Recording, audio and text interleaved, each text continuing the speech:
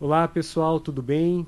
Mais um 70-200 podcast e hoje eu tenho o prazer de receber um ex-aluno aqui da oficina de música Priscilar e que passou de aluno para uma outra fase, para ator, para cantor, para dançarino. O nome dele é Enzo Inácio. E Tudo oi, bem, Enzo? gente, tudo bem? E aí, como é que você tá? Tô bem, graças a De Deus. férias agora? Agora vai voltar semana que vem, né? Olha, Minhas aulas. mas e trabalho? Trabalho agora tô mais tranquila agora. Tô dando uma descansada. Comecinho de ano, né? A galera tá retomando ainda os testes, as gravações. E por enquanto tô tranquila. Enzo, como é que você faz? Como é que é essa rotina aí entre escola e gravação? Então, a gente tem uma parceria com a escola, né? A escola entende o nosso lado, né? O meu lado, que é as gravações. E aí, toda vez que eu perco alguma lição ou alguma prova, eu eles conseguem repor depois, né? Principalmente provas que às vezes tem gravação bem no dia ou teste presencial bem no dia da prova. E aí eu acabo fazendo depois, né, de todo mundo a prova, porque tem prova substituta. E às vezes a escola entende que às vezes eu tenho que sair mais cedo para poder fazer essas gravações. Inclusive quando eu fui fazer o meu longa-metragem, elas entenderam super bem e eu fiquei saindo todos os dias mais cedo, mas sempre recuperando aquilo que eu tinha perdido nas aulas. Você falou agora do longa-metragem, é o Isso. Escola de Gênios. Isso, Escola de Gênios. Quanto tempo duraram as gravações? Durou 3 meses de gravação. Em que período do ano passado? Foi entre agosto e outubro. Período de provas e tal? Isso. Foi bem corrido, eu chegava e tinha que estudar, e aí foi bem corrido mesmo. Mas deu tudo certo, graças a Deus. Passou de ano. Passei. E a gravação, o resultado, o longa vai sair, já foi lançado? Vai lançar quando? Vai lançar em julho esse ano, e a gente tá muito ansioso porque foi assim uma experiência incrível, foi mágico estar participando de tudo isso. Quem teve dirigindo a gente foi o João Daniel, que é o segundo diretor mais premiado do mundo, então foi um grande privilégio. A gente usou assim uma tecnologia incrível, inédita, que a gente foi o primeiro a estar usando aqui no Brasil, porque essa tecnologia que a gente usou nas gravações, elas, elas usam bastante lá mais para fora do país. Então a gente foi o primeiro a usar, então foi um grande privilégio e tá tendo essa primeira experiência como protagonista fazendo o personagem Tom. Então foi bem legal, assim, eu gostei muito, eu aprendi muita coisa durante essas gravações. Tá. E como que funciona e como que é o relacionamento com os amigos lá da escola? Eles sabem que você é ator Sim, e eles já estavam acompanhando eles já sabiam que você estava gravando por Escola de Gênios?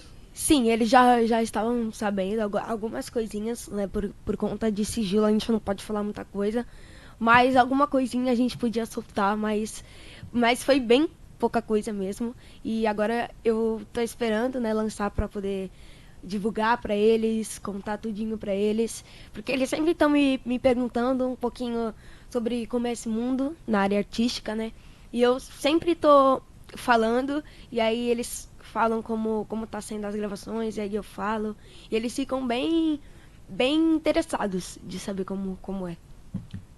Desperta neles esse desejo também, saber conviver com você, desperta o desejo de quem sabe, ir para essa área também, do cinema, filmes, de ator, né? Eles se Então, interessam, falam assim, pô, eu gostaria também, como é que é? tem algumas pessoas que sim, mas tem algumas que não, que elas só perguntam por curiosidades mesmo. Mas tem algumas pessoas sim que se interessam. E aí eu acabo dando algumas dicas, né, pelo que eu passei, né, e para ela poder já entender como é esse mundo na área artística.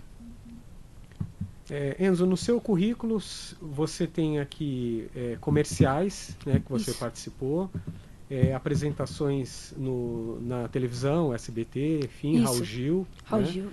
e publicidade, enfim. como que é administrar tudo isso? Você é jovem, ainda tem 13 anos, né? Quem são as pessoas que estão por trás de você, que te ajudam nessa empreitada aí, que não deve ser fácil, né? Realmente não é fácil. É muita correria, subir e descer para São Paulo, né? Eu moro em Santos, então às vezes acaba tendo alguns gastos e é bastante corrido mesmo, porque às vezes tem testes, às vezes tem que subir para São Paulo e às vezes tem que estar no outro dia também. Então é bem correria. Eu tenho o meu pai e a minha mãe me ajudando, né? Também nessa correria, né, que acontece.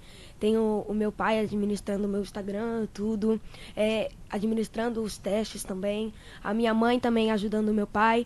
Então eu tenho essas pessoas sempre me ajudando e eu sou eternamente grato. Normalmente, nessa carreira artística, principalmente quando inicia, enfim, são os pais que estão ali junto, ou normalmente já na sua idade já tem gente que já está com o empresário, enfim, o pai não participa muito, ou é normal, são os pais e acabou? Tem gente que às vezes os pais contratam alguns empresários, algumas pessoas, tem pais que contratam pessoas que cuidam do Instagram, mas nesse caso o meu pai tá sempre comigo, né?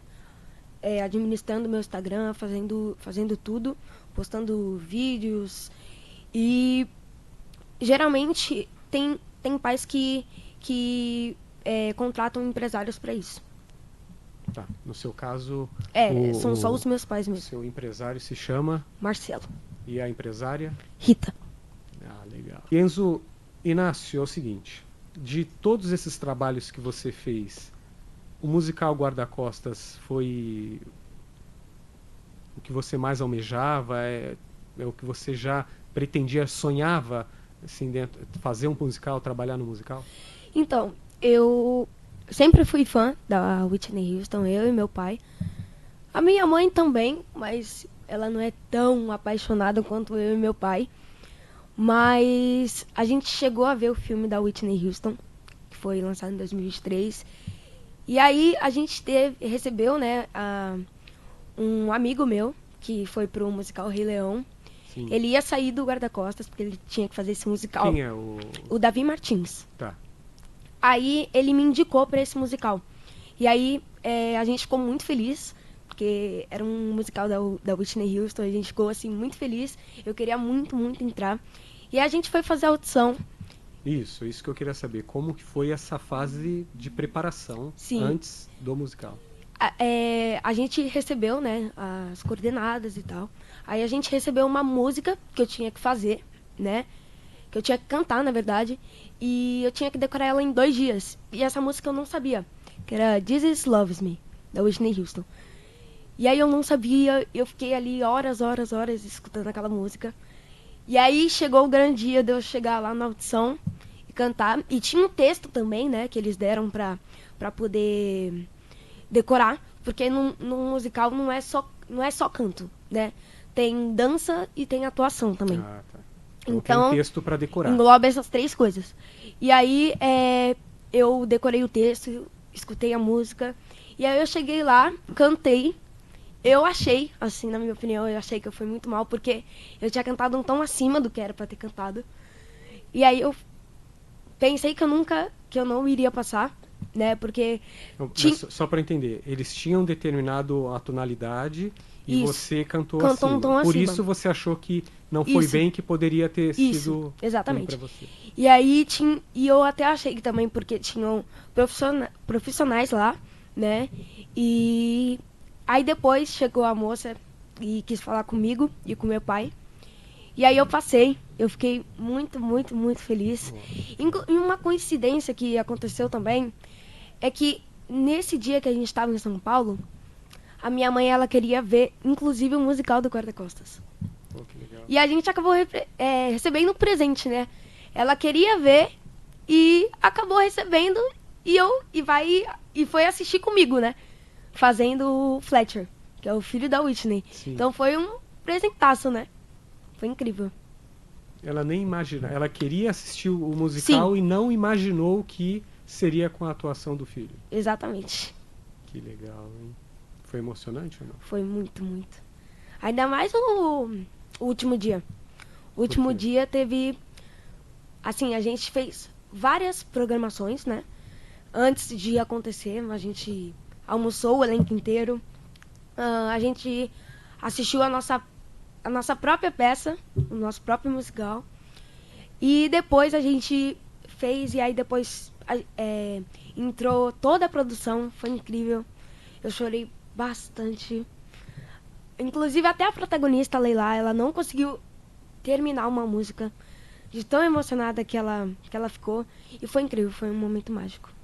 Isso tudo foi no último... Foi no último dia. Ah, legal. E quanto tempo ficou em cartaz o musical? Ficou em 3 meses em cartaz. Foi bastante tempo. Então finalizou agora em novembro, dezembro, você falou? Mais ou menos, novembro, por aí. Agora, Enzo, você teve uma base para tudo isso, né? Isso. Você não, do nada, começou a gravar comercial, do nada você foi pro musical. Você estudou, né? Para cantar, para atuar, né? Para dançar, né? E fala para mim um pouco do seu início, como tudo isso começou. Então, para eu chegar onde eu tô, eu comecei na Priscila, nos meus 5 anos de idade, fazendo musicalização. E aí eu gostei bastante de bateria. Eu não sei se eu já cantava na época. Eu já cantava na época? Já cantava, desde meus 4 anos eu já cantava. E aí eu me apaixonei pela bateria. E aí eu comecei fazendo aula de bateria e tal. E aí eu fui fazendo aqui na Priscila. E o que eu acho muito legal é que a Priscila, ela vai desenvolvendo talentos que o aluno nem sabe que tem. Por exemplo, eu cantava e nem sabia que eu poderia tá tocando bateria. E aí depois eu fui fazendo aula aqui. Mas só teve algum curso específico que você frequentou para... Parece que tem, né? Na oficina de música Priscila tem um curso chamado Laboratório Musical, né? Isso. Onde você passa por vários instrumentos. Foi nesse que você achou a bateria? Sim, foi nesse momento que eu me apaixonei cantou, então, Sim, também. E me apaixonei pela bateria. Aí depois, com os meus 10 anos, foi que eu me apaixonei também pela atuação. A gente foi numa agência, fez as fotos. E aí veio o meu primeiro trabalho, que foi a Pirataria de TV. Tá. Onde foi? Na Globo. Sim. E aí depois eu nunca mais parei. Aí eu fiz o SBT, que foi uma experiência incrível, onde eu desbravei todos os estúdios da SBT. A gente foi dirigido pelo Ricardo Montuanelli, que foi escrita também pela Iris Abravanel. E fiz novas amizades. A gente teve várias participações especiais da Sofia Valverde, Igor Jansen, Bela Fernandes. E conhecer toda esse pessoal, né, que já tá nesse meio faz tempo. Foi incrível. Eu aprendi muita coisa com eles. E também tá trabalhando como protagonista com o personagem Joca numa grande emissora, que é o SBT. Foi, assim, um privilégio estar ali também com os meus amigos, né? E foi um momento mágico mesmo. No SBT, qual foi o nome do... A Fantástica Máquina de Sonhos. Legal. E esse qual o tempo de gravação, duração do evento? Foi de 3 meses. 3 meses também. E aí, você falou assim, eu pude conhecer os estúdios do SBT. Isso daí é o desejo de qualquer criança que assiste TV e fica imaginando como que é feito tudo isso naquela época. Sim. Hoje você facilmente se descobre. Mas e aí, como foi? Chegou a conhecer o Silvio? Como é que foi? Então, o Silvio eu não consegui conhecer, mas eu cheguei a gravar no estúdio dele, no estúdio da Praça Nossa. Foi também em estúdios que a gente nem sabia, no Bom Dia Companhia também. A gente gravou lá uma partezinha. E também o meu pai realizou o sonho, porque ele é muito, muito fã do Silvio. E ele acabou conhecendo o estúdio e ele ficou, assim, muito emocionado. Então foi bem divertido, foi bem legal estar conhecendo todos os estúdios. E essas experiências não ficaram só na sala de aula, né? Sim, Você foi além, porque aí fui. a escola tem apresentações, final de Sim. ano, né? E você foi Inclusive, selecionado. sim, inclusive eu fiz uma apresentação no Coliseu de 20 anos da escola e foi muito, muito mágico. Eu cantei, eu toquei bateria e fiz back vocal. Então foi Caramba. incrível, eu fiz 3 coisas, né? Eu era só um aluno de bateria e acabei cantando e fazendo back vocal. Então foi incrível, foi os 20 anos assim foi mágico. Os meus pais também ficaram muito emocionados, porque eles não no dia eles não sabiam que eu ia cantar. Eles inclusive achavam que eu ia só tocar bateria, que ia fazer só aquela apresentação e foi. Surpresa. E aí foi uma surpresa. Minha mãe, como sempre, chorou, porque ela é uma chorona quando eu me apresento nas coisas. E foi isso, foi bem legal. Foi um momento que eu nunca vou esquecer. E principalmente os 20 anos, né? Que foi especial, tenho certeza que foi especial pra tia Priscila e pra escola também. Que todas que estiveram lá se apresentando foram muito bem mesmo. Bom, queira ou não, se você for analisar, você atuou, né? Isso. Cantou, tocou, enfim, né? Você já analisando a sua história, assim, apesar dos seus 13 anos, você pode perceber que foi uma evolução, né? Desde o seu aprendizado, musicalização infantil, laboratório musical, essas experiências na escola, enfim, tudo isso você já percebia, ou seus pais já conversavam com você no sentido de que você já estava sendo preparado para a sua carreira como ator, enfim? Eu acho que sim, porque qualquer área que você for seguir, você precisa ter tudo. Você precisa saber tocar algum instrumento, você precisa saber cantar, você precisa saber atuar, você precisa falar inglês, você precisa falar italiano, espanhol, qualquer língua para qualquer área que você for seguir, porque o mercado ele te cobra muito. E eu sei muito o que é isso por pelas coisas que eu passei, né? E eu acho que sim, foi um bastante aprendizado e uma evolução, né, para eu poder estar aprendendo mesmo. Você falou aí que o mercado ele cobra muito, né? Então, apesar do seu pouco tempo, né, de vida, nos 13 anos, você já está vivenciando Sim. histórias, experiências aí que alguns adultos, os adultos começam a perceber depois, principalmente na sua carreira, né, na vida profissional. Tudo isso, né, já foi te ajudou, te ajuda muito a vivenciar, porque a cobrança de gravar um longa-metragem, de um musical, é algo exigente, exige, Sim, né, tanto bastante. como pessoa, né, do seu preparo, do seu psicológico, enfim, mas principalmente você tem que estar bem para sua atuação, né, para, Sim. enfim. Você percebe que ao longo do tempo você está sendo preparado para coisas maiores? Sim, eu acho que toda hora, todo tempo a gente está sendo preparado para alguma coisa. Por exemplo, eu, eu fui fazer um teste que era do menino mais rico do mundo. E eu tava muito crente que eu ia passar. Eu tinha certeza, afirmação que eu ia passar. E aí chegou, quem fosse aprovado teria que estar no outro dia lá, no domingo. E a gente recebeu no sábado à noite que eu não tinha passado. Nossa, eu desabei, eu caí no chão, fiquei chorando, fiquei acho que 20 minutos no quarto chorando. Por quê? Por quê? Por quê? E eu não sabia. Aí, no, alguns dias depois, né, eu recebi um teste que foi pro filme internacional com um diretor português.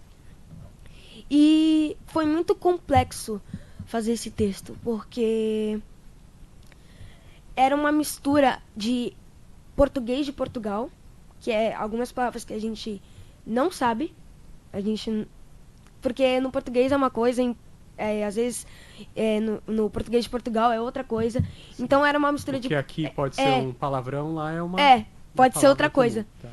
E lá foi bem difícil lá na hora de fazer o teste.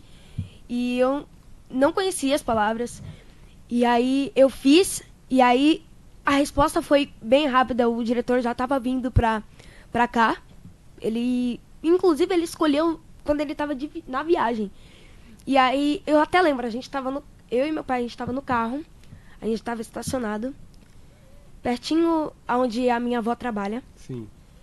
E aí, a agência que mandou o teste ligou pro meu pai. E aí, falou que eu tinha sido aprovado. E aí, que o diretor já estava vindo pra cá, pro Brasil, pra poder já iniciar as gravações, pra poder já preparar tudo. E aí eu comecei a chorar bastante. Tipo, eu consegui, sabe? E eu acabei pegando um trabalho maior do que era pra ser. Porque ali era um curta. Tá. Não era um longa igual esse. Né? Não é longa. Esse não... Era uma É série. uma Né? longa-metragem. Era uma... O Escola de Gênios, você tá falando... Não, eu tô falando do Internacional. Ah, tá. Na verdade, esse Menino Mais Rico do Mundo era uma série. Certo. E aí eu acabei não passando nessa série pra fazer um longa. Ou seja, que é uma coisa muito melhor, né? E foi bem legal estar gravando esse filme. Todas as vezes a gente, quase... Acho que a gente teve 2 vezes que acordar. A gente se preparou 1h da manhã, porque a gente tinha que estar lá no set de gravação 3 horas da manhã, porque eles queriam pegar o nascer do sol no começo do filme. E eu tive muitas experiências onde eu fiz um drama, né? Eu fui o protagonista e... Que não é tão fácil. Que não é tão fácil, é uma responsabilidade. E fazer um drama foi minha primeira vez. Então foi algo que exigiu muita concentração para poder estar fazendo. Porque durante o filme, às vezes eu tinha que chorar, às vezes não era isso que o diretor queria. Então eu precisava de mais concentração para fazer esse filme. Então foi bem legal. Teve algumas coisas que foi bem difícil de fazer. Foi, inclusive, eu tive que nadar num rio super gelado. E foi o último dia de gravação. E tava insuportável, tava muito gelado. Eu não tava conseguindo, a gente teve que gravar várias vezes essa cena. E eu não conseguia, porque eu não tinha peso e o rio me levava embora. Nossa. E eu não tinha peso para poder filmar. Participação especial do guarda-costas, no caso era o guarda-vidas, né? Exatamente. Tinha até salva-vidas ali, né, para caso acontecesse algum acidente. E foi bem legal. Foi a minha primeira vez fazendo um drama. E teve um carinho muito grande, né, comigo e com o elenco, né? Foi ali a minha segunda família que eu criei ali. E foi muito legal mesmo.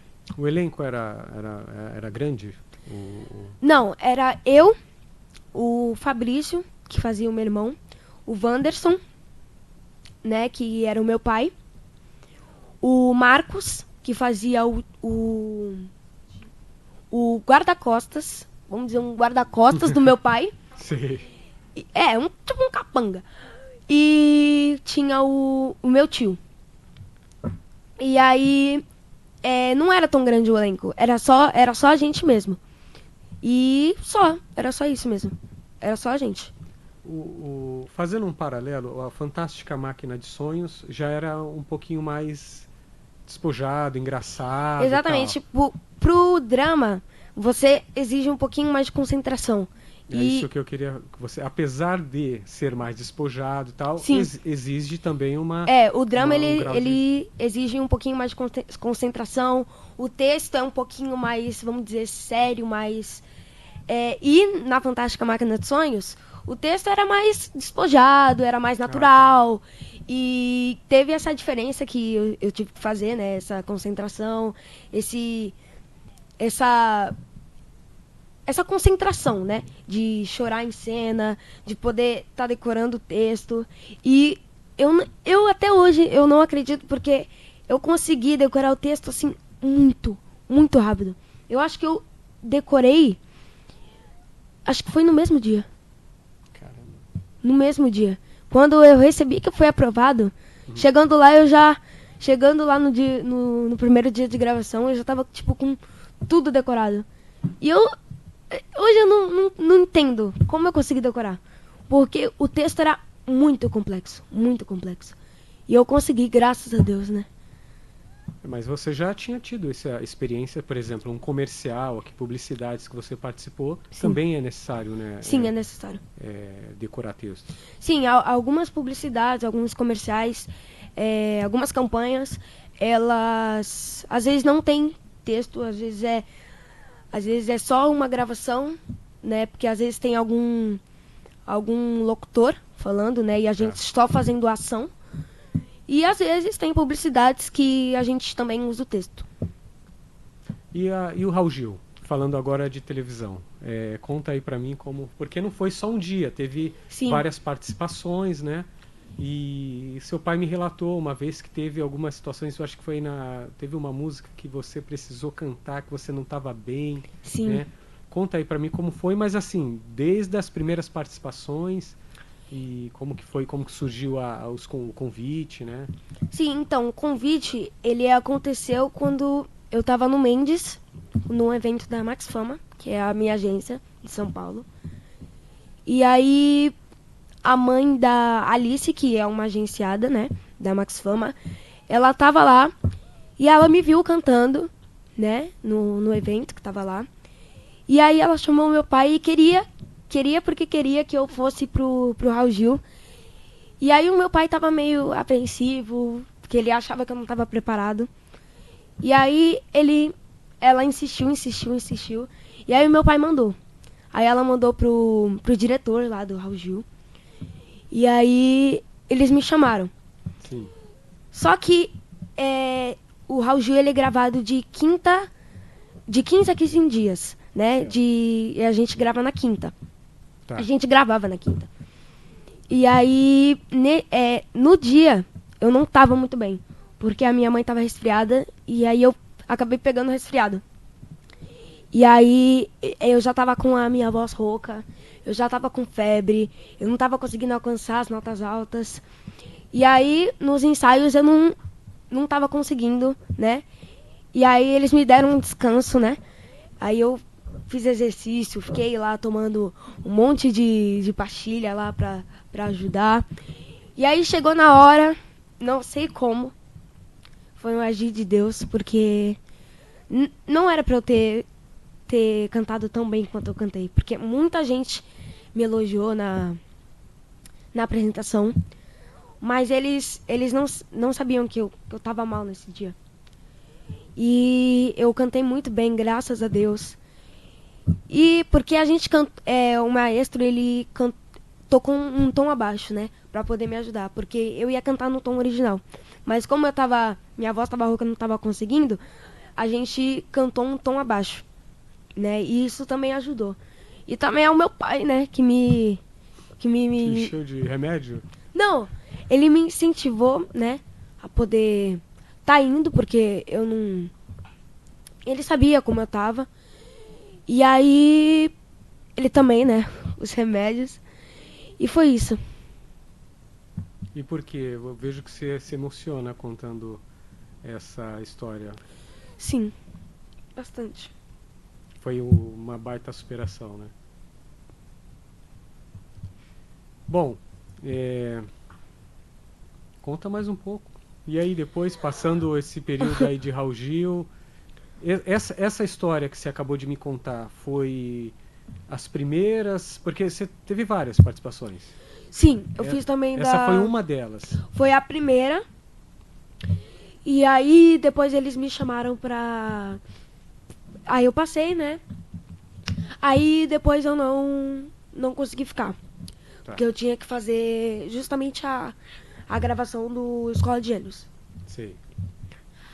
Aí depois eles me chamaram pra fazer uma participação especial com a banda Os Incríveis. E aí eu cantei Marcas do Que Se Foi deles.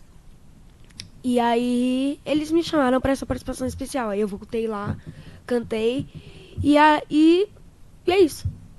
Enzo, então, canta um pouquinho pra gente aí da Whitney Houston. I don't really need to look very much farther. I don't wanna have to go where you don't follow. I don't hold it back again. This passion inside can't run from myself. There's nowhere I owe. We don't make love, so wanna mold up. I wanna owe anymore. Stay my house if you there. What must I imagine you there? Don't walk away from me. I have nothing, nothing, nothing if I don't have you. Sensacional, hein, Enzo?